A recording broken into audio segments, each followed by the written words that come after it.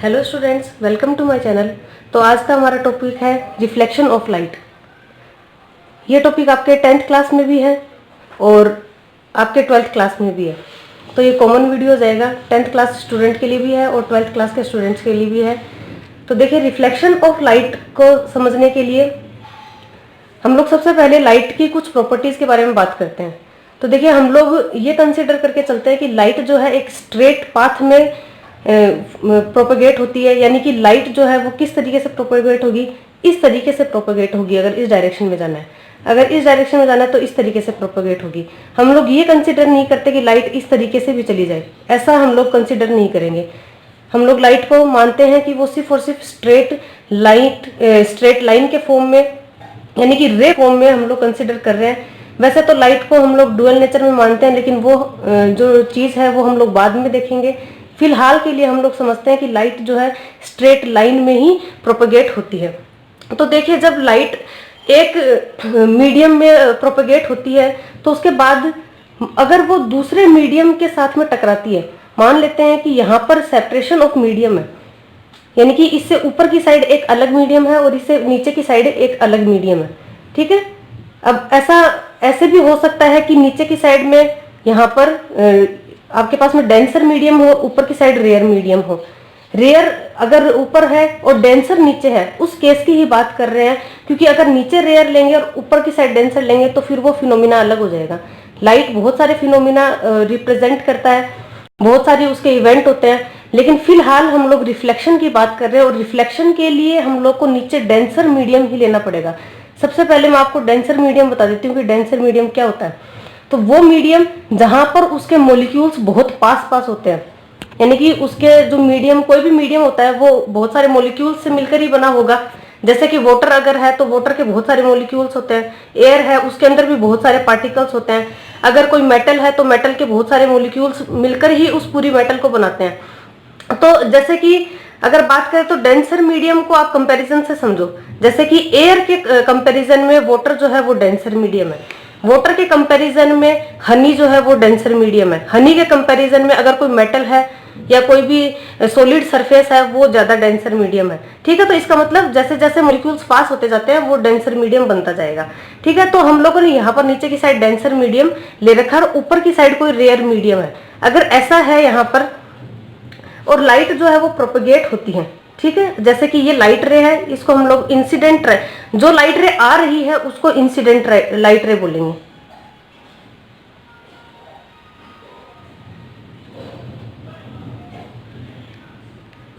ये हमारे पास में इंसिडेंट लाइट रे। अब इस पॉइंट पर ये यहाँ पर इस मीडियम के साथ में टकराएगी। अब जब यहाँ पर टकराती है तो देखिए, एक जो चीज है नॉर्मल होता है एक लाइन, जो कि जिस पॉइंट पर लाइट इंसिडेंट हो रही होती है वहां उस मीडियम, जो सेपरेशन ऑफ मीडियम है उस पर 90 डिग्री एंगल बनाते हुए जो लाइन होती है उसको नॉर्मल बोलते हैं हम लोग। यानी कि अगर ये यहाँ पर सेपरेशन ऑफ मीडियम है तो 90 डिग्री एंगल बनाते हुए लाइन कौन सी होगी, ये वाली लाइन होगी। तो ये हमारा क्या होगा, नॉर्मल होगा, जिसको एन डैश से रिप्रेजेंट कर सकते हैं नॉर्मल को, ठीक है। आप कोई और नाम भी दे सकते हैं पर नॉर्मली क्योंकि नॉर्मल है इसलिए एन से रिप्रेजेंट करते हैं इसको। ये इंसिडेंट लाइट है, तो यहाँ पर इस नॉर्मल से जो भी एंगल बनाते हुए आ रही है उसको हम लोग थीटा नाम दे सकते हैं या फिर आई नाम भी दे सकते हैं। आई हम लोग ज्यादा प्रीफर करते हैं क्योंकि इंसिडेंट एंगल है, इसलिए यहाँ पर इसको आई नाम दे देते हैं हम लोग, ठीक है। इंसिडेंट एंगल है, इंसिडेंट रे है यहाँ पर। अब जब ये यहाँ पर टकराती है तो लाइट का ये फिनोमिना है कि जब वो रेयर से डेंसर पर आती है और इस पॉइंट पर टकराती है तो इस मीडियम में जाने के बजाय वो यहाँ से ही जितना एंगल बनाते हुए आती है उतना ही एंगल बनाते हुए वापस चली जाती है। जितना एंगल बनाते हुए, यानी कि आई एंगल बनाते हुए अगर आई थी तो उतना ही एंगल, यानी कि आर जो यहाँ पर इसका रिफ्लेक्टेड एंगल जो होगा, रिफ्लेक्शन एंगल जो होगा वो यहाँ पर उतना ही होगा जितना आई है, और उतना एंगल बनाते हुए ये जो रे है ये वापस उसी मीडियम में लौट जाती है, ठीक है। तो लाइट का ये फिनोमिना जब वो किसी भी डेंसर मीडियम पर इंसिडेंट होती है तो बिना अपना मीडियम चेंज किए हुए, पाथ तो चेंज करेगी, देखिए पाथ को चेंज करते हुए लेकिन बिना मीडियम चेंज किए हुए, मीडियम चेंज नहीं होगा, इस मीडियम में वो आगे नहीं आएगी, सिर्फ उसी जिस मीडियम से आई है उसी मीडियम में ही वापस लौट जाएगी। इस फिनोमिना को कहते हैं रिफ्लेक्शन ऑफ लाइट। तो इसके कुछ लॉ है तो हम लोग लो भी देख लेते हैं फटाफट से। इसके काफी सिंपल सा छोटा सा टॉपिक है इसको। तो इसके लिए देखिए फर्स्ट लॉ जो है, rules of reflection. First law जो है इसका, ये काफी बेसिक है, जो रिफ्लेक्शन और रिफ्रैक्शन दोनों के लिए ही होता है। जिसके अंदर क्या है, इंसिडेंट जो रे है वो नॉर्मल, और यहाँ पर जो रिफ्लेक्टेड रे है वो तीनों जो है वो एक ही प्लेन में होने चाहिए।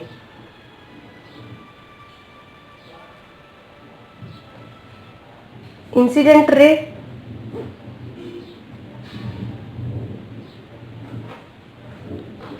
Reflected ray and normal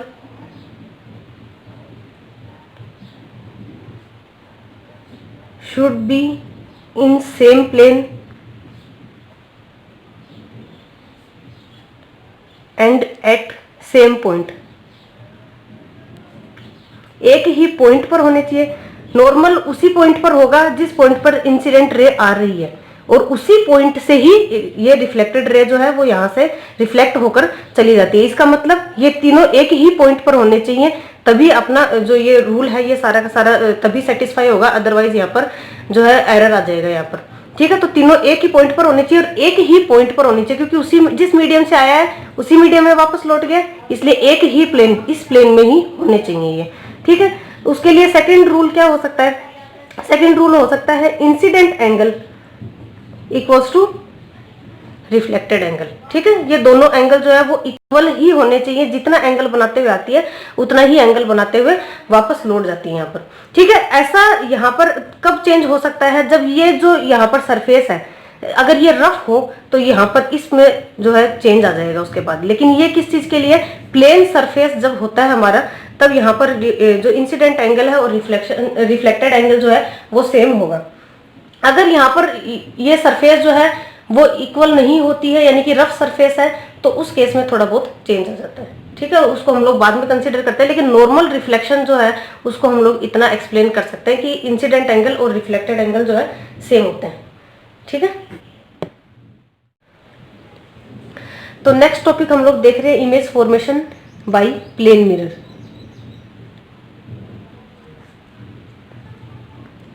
plane mirror जो कि आप डेली अपना फेस देखने के लिए काफी एक्साइटेड रहते हैं, वही वाला प्लेन मिरर है ये।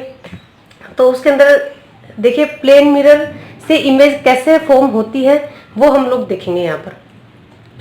तो ये मान लेते हैं कि ये है हमारा प्लेन मिरर, फ्रेम नहीं है इसके, सिंपल प्लेन मिरर है। ठीक है, फ्रेम जो आपके मिरर के लगी हुई है थोड़ा सा डेकोरेटेड है, वैसा वाला नहीं है, नॉर्मल प्लेन मिरर ले रखे हैं हम लोगों ने। अब देखिए इससे हम लोग को इमेज बनानी है, तो इमेज बनाने के लिए सबसे पहले तो क्या होना चाहिए, ऑब्जेक्ट। कोई ऑब्जेक्ट होगा तभी तो इमेज बनेगी इसकी, तो हम लोग यहाँ पर ऑब्जेक्ट रख लेते हैं।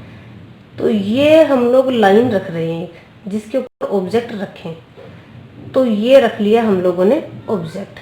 ठीक है, ये जो है हमारे पास में इसको ऑब्जेक्ट बोल रहे हैं हम लोग। ऑब्जेक्ट मतलब कोई भी कुछ भी वस्तु हो सकती है, आप खुद हो सकते हो, या कोई सामान अगर मिरर के सामने रखा हो, कुछ भी हो। ठीक है, वो ऑब्जेक्ट है हमारे लिए, जिसको हम लोगों को देखना है कि मिरर में कैसा बनेगा ये, ठीक, कैसा दिखेगा हमें। तो ये ऑब्जेक्ट है हमारे पास में। अब इससे लाइट रे जो है टकराकर, आपको पता है कि कोई भी ऑब्जेक्ट हमको कैसे दिखता है। देख, अगर कोई भी कमरे में बहुत सारा सामान है, ठीक है, लाइट अगर ऑन है, आप कमरे के अंदर अगर एंटर करते हो तो वो सारा सामान आपको दिखता है। ठीक है, लेकिन उसी कमरे में अगर आप एंटर करते हो, लाइट अगर ऑफ है, तो क्या वो सारा सामान आपको दिखेगा? अंधेरे में नहीं दिखेगा। इसका मतलब आप देख किससे रहे थे? आंखों से नहीं, आप लाइट से देख रहे थे। आंखों से देख रहे हो वो तो जरूरी है, जैसे आंखों से देखने के लिए आई तो चाहिए, लेंस तो चाहिए, लेकिन अगर लाइट नहीं हो तो आप नहीं देख सकते हो। सामान वहीं का वहीं है, आप भी हो, आई भी है, लेंस भी है, आपकी आंखों में रेटिना भी है और इमेज फॉर्म भी हो रही है। लेकिन अगर लाइट की अगर यहाँ पर मतलब उपस्थिति नहीं हो तो आप नहीं देख सकते हो। ठीक है, कैसे क्योंकि अगर लाइट रे उस इमेज, कोई भी ऑब्जेक्ट है उससे टकराकर फिर आपकी अगर आंखों पर आती है तो वो ऑब्जेक्ट आपको दिखता है, उसकी इमेज जो है आपके रेटिना पर बनती है, आपकी आंखों के रेटिना पर बनेगी, ठीक है, अदरवाइज नहीं बनेगी। इसका मतलब लाइट का होना जरूरी है, लाइट उस ऑब्जेक्ट से टकराकर आपकी आंखों पर यानी कि लेंस पर आनी चाहिए, तब आपको कोई भी ऑब्जेक्ट दिखेगा, ठीक है। तो वही चीज है, अब कोई भी लाइट रे जो है इससे टकराकर इस पर आनी चाहिए तभी होगा। अब मान लो कि कोई लाइट रे जो है वो टकराकर इससे जाएगी, तो देखिए अपने को पता है लाइट रे जो है वो सीधा हम लोग स्ट्रेट पाथ में उसको प्रोपोगेट होता हुआ ही मानते हैं, तो स्ट्रेट पाथ में प्रोपोगेट होता हुआ। अब देखिए प्रोपोगेट वहीं करवाएंगे जहां हम लोगों को समझ में आता है, क्योंकि कॉम्प्लिकेट नहीं करना है इसको, है ना। तो जिन जिन एंगल का अपने को पता है ना वहीं पर ही इंसिडेंट कराए, ऐसे नहीं करेंगे कि ये लाइट इधर प्रोपोगेट करवा दी, क्योंकि उसके लिए अपने को नहीं पता है। तो कहाँ पता है हम लोगों को कि अगर ये सीधा सीधा जाएगी इस तरीके से, ये लाइट रे यहाँ पर जा रही है, तो जितना एंगल बनाते हुए जाएगी उतने एंगल पर वापस आएगी। क्योंकि देखिए पीछे की साइड कोई भी प्लेन मिरर होता है, उसके पीछे की साइड अगर आपने देखा हो कभी, तो उसके पीछे पॉलिश की हुई होती है, ठीक है। पॉलिश इसीलिए की हुई होती है ताकि पीछे की साइड में डेंसर मीडियम बन जाए। आपको पता है, कभी आपने इस चीज पर ध्यान दिया है कि पीछे की साइड पॉलिश की होती है। वही अगर जो ग्लास का अगर स्लैब है एक तरीके से, अगर उसको पीछे की साइड से पॉलिश कर देते हैं तब तो वो मिरर बन जाता है, अदरवाइज ग्लास स्लैब ही रहती है। उसके ट्रांसपेरेंट आप देख सकते हो ना, अगर पॉलिश नहीं की हुई होती है तो आप आगे पीछे देख सकते हो, उसके लाइट रे जो है वो दूसरे मीडियम में आगे प्रोपेगेट हो जाती है, तब वो फिनोमिना रिफ्रैक्शन बन जाता है। लेकिन अगर उसी ग्लास स्लैब को आप पीछे की साइड से पेंट करवा देते हो, ठीक है, डार्क पेंट करवा देते हो, तो क्या होता है कि लाइट रे जो है वो पीछे की साइड प्रोपेगेट नहीं हो पाती है, क्योंकि पीछे की साइड आपने डेंसर मीडियम क्रिएट कर दिया है, पीछे की साइड पॉलिश कर दिया आपने। अब डेंसर मीडियम क्रिएट हो गया तो कौन सा फिनोमिना होगा, यहाँ पर रिफ्लेक्शन होगा। लाइट रे जो है टकराकर उसी मीडियम में वापस लौट आएगी, तब यहाँ पर इमेज बन पाएगी। और अगर वहां पीछे की साइड वापस चली जाएगी ना, अगर अब पॉलिश नहीं की हुई है, नॉर्मल ग्लास की पट्टी है, उसके चारों तरफ आप देख सकते हो, लाइट रे आगे की साइड चली गई, टकराकर आपकी आंखों पर नहीं आई ना, इसलिए आप कोई भी चीज का इमेज नहीं देख पाते, क्योंकि उससे लाइट रे टकराकर आपकी आंखों पर वापस नहीं आई है, इसलिए आप इमेज नहीं देख पाते हो। लेकिन अगर वही लाइट रे टकराकर आपकी आंखों पर वापस आ जाती है तो आप उस ऑब्जेक्ट को देख पाते हो, उसकी इमेज आपकी आंखों पर बन पाती है। यही फिनोमिना है कि पीछे की साइड में उसके पेंट किया जाता है, ठीक है। तो इसीलिए ये देखो यहाँ पर मैंने इनको दिखाया है, तो ये कांटे नहीं लगे हुए हैं, ये पेंट किया हुआ है, इसको हमने ऐसे दिखा रखा है, ठीक है। तो ये पेंट किया हुआ है, लाइट रे यहाँ से गई है सीधे सीधे। अब ये हम लोगों ने देख ही लिया रिफ्लेक्शन के लिए कि जितना एंगल बनाते हुए गई है उतना ही एंगल बनाते हुए वापस आई है। कितना एंगल बनाते हुए गई है, 90 डिग्री, तो वापस भी कैसे आएगी, सीधा सीधा आ जाएगी 90 डिग्री पर ही, यानी कि कहाँ आएगी, पीछे की साइड ही आएगी, ठीक है। जिस एंगल से गई है उसी एंगल से वापस लौट आएगी, ठीक है, समझ गए ये चीज। अब देखिए उसके बाद बात करते हैं सेंटर पर आएगी यहाँ पर, ठीक। तो ये लाइट रे यहाँ पर ये आ गई है, ठीक है, थोड़ी सी लाइन ऐसे हुई है, कोई दिक्कत नहीं है, हम लोग समझ रहे हैं। ये इंसिडेंट रे यहाँ पर एंगल बनाते हुए आई है, थीटा एंगल बनाते हुए। अब जितना एंगल बनाते हुए आई है उतने ही एंगल से वापस चली जाएगी, तो ये यहाँ पर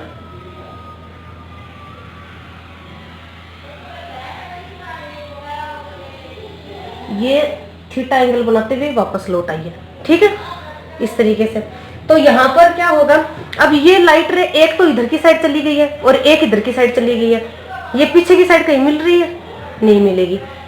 ये देखो ये लाइट रे किधर जाएगी, इधर जा रही है, ये तो सीधी सीधी आई थी ना, तो ये ऐसे गई और ऐसे गई, ऐसे वापस आ गई, ठीक है। ये लाइट रे ऐसे आई है और कहाँ आ गई, ऐसे आ गई। अब ये इस साइड प्लेन के इस साइड में ये कभी नहीं मिलेंगी एक दूसरे से, क्योंकि देखो ये हमेशा इनकी डिस्टेंस जो है वो बढ़ती जाएगी आगे जाते, जैसे जैसे आगे बढ़ेंगे डिस्टेंस बढ़ेगी, तो अपने क्या करना पड़ेगा, मिलानी तो पड़ेगी। तो ये इसको पीछे की साइड ले लो इस तरीके से, इन लाइट रे को पीछे की साइड मिलाओ। अब ये अगर जब आप इनको पीछे मिलाते हो तो ये यहाँ आपको मिलती हुई लगती है, मिलती नहीं है, मिलती हुई फील होंगी, ठीक है, क्योंकि ये रियल इमेज नहीं बन रही है। कैसी मिलेगी, वर्चुअल मिलेगी आपको, ठीक है, रियल नहीं है, वर्चुअल है। तो जब आप इनको पीछे की साइड मिलाते हो तब ये आपको यहाँ मिलती है और आपको यहाँ पर मिरर के इस साइड में, आपको हमेशा मिरर के उस साइड ही दिखती है ना आपकी इमेज, ठीक है। जबकि आप इस साइड खड़े हुए होते हो, लाइट रे टकराकर भी इस साइड ही आती हैं, पीछे की साइड जा ही नहीं सकती हैं, लेकिन फिर भी आपको ऐसा लगता है कि आपकी जो इमेज है वो मिरर के अंदर की साइड है ना, मिरर के इस साइड दिखती है। जितने आप इधर हो, यानी कि जितनी डिस्टेंस ऑब्जेक्ट की है यहाँ से u, उतनी ही सेम डिस्टेंस यहाँ पर इमेज की होगी। ठीक है, यहाँ पर आपको उसकी इमेज मिलेगी। जिस साइज के आप हो उतनी मिलती है। छोटे बड़े दिखते हो क्या मिरर के अंदर? नहीं दिखते हो। जितने हो आप उतने ही दिखोगे। ऐसा तो है नहीं कि कभी आप बड़े दिख रहे हो, कभी आप छोटे दिख रहे हो। ऐसा प्लेन मिरर में नहीं होता, स्फेरिकल मिरर में हो सकता है। जब गोलाई की कोई चीज में आप खुद को देखते हो तो छोटे बड़े दिखते हो ना, दिखते हो ना। तो ऐसा तब होता है जब स्फेरिकल मिरर होता है, यानी गोलाई की किसी चीज में आप देख रहे होते हो तब। पर अगर प्लेन मिरर में देख रहे होते हो तो सेम ही साइज का आपको दिखेगा, जिस साइज के आप खुद हो। जिस साइज का कोई ऑब्जेक्ट है उसी साइज का उसको इमेज मिलेगा। जितना इस साइड है मिरर के, यानी कि ऑब्जेक्ट जितना डिस्टेंस पर रखा हुआ है मिरर से, उतने ही डिस्टेंस पर आपको मिरर के दूसरी साइड उसकी इमेज मिलेगी। ठीक है, तो ये रूल है इसके जो मैं आपको बता रही हूँ। तो देखिए इसके रूल। फर्स्ट रूल है इसका, image and object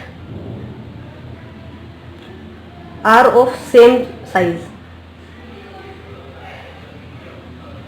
object and image same size के होते हैं। ठीक है, उसके बाद देखिए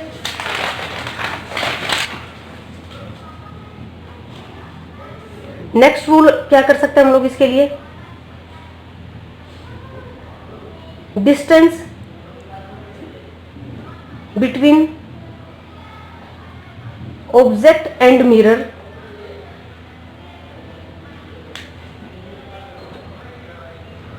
and distance between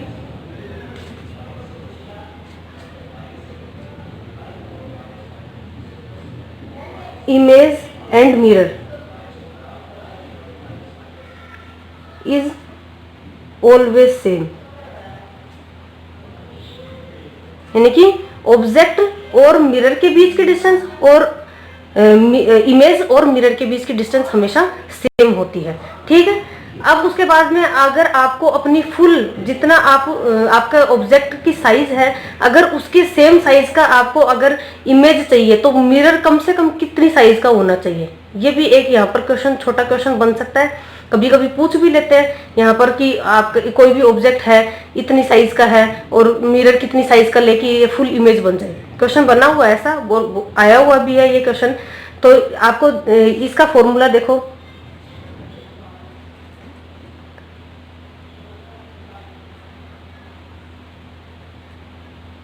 mirror length of mirror equals to length of object upon 2। जितना ऑब्जेक्ट है आपका उससे कम से कम आधी साइज का आपके पास मिरर होना चाहिए, तब आप उसकी पूरी इमेज देख सकते हो। ठीक है, तो इस तरीके से अगर जितना आपको चाहिए है इमेज, अगर फुल चाहिए है तो मिरर आपको उसका कम से कम आधा होना चाहिए ऑब्जेक्ट की लेंथ का।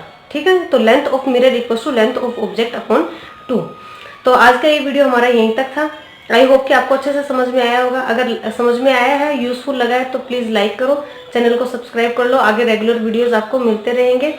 और जो बेल आइकन है उसको प्रेस करना बिल्कुल मत भूलना, क्योंकि अगर उसको आपने प्रेस किया है तो आगे आपको नेक्स्ट क्लास की नोटिफिकेशन ऑटोमेटिकली मिल जाएगी। So please like, share and subscribe. Thank you so much.